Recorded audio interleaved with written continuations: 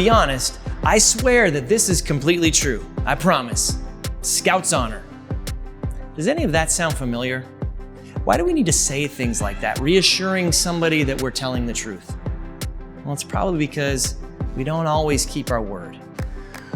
I don't know about you, but I'm a very forgetful person. My friends and family know it well. They'll ask me to do something, and I'll agree to do it and be okay with doing it. But if I don't do it right away, or I don't write it down or put a reminder on my phone, it's like the conversation never happened.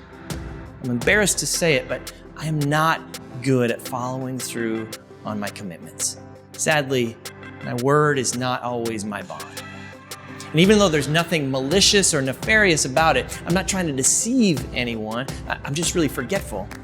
The effect is the same.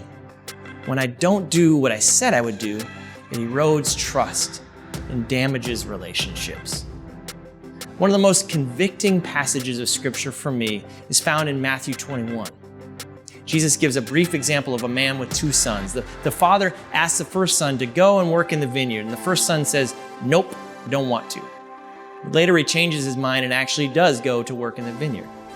And the father asks the second son the same thing, and he says, "Yeah, sure, whatever you want me to do, sir." But he doesn't go. Jesus asks his audience, which of the two sons did the father's will? I don't want to be that second son, but too often I am. Not because of sinful intentions, but because of a lack of intentionality. See, part of becoming who God intended is to become a person of integrity. The root word of integrity is integer.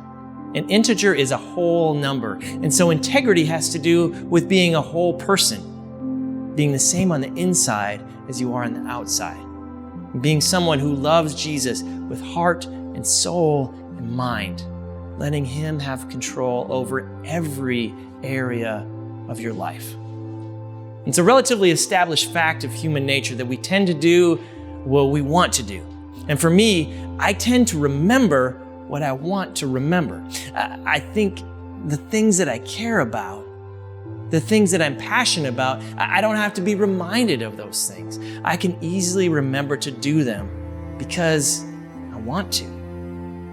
At the end of that story in Matthew, Jesus asked, which of the sons obeyed the Father? Now I need to see my own integrity, letting my yes mean yes and my no mean no, as an issue of obedience. I've got to want to obey.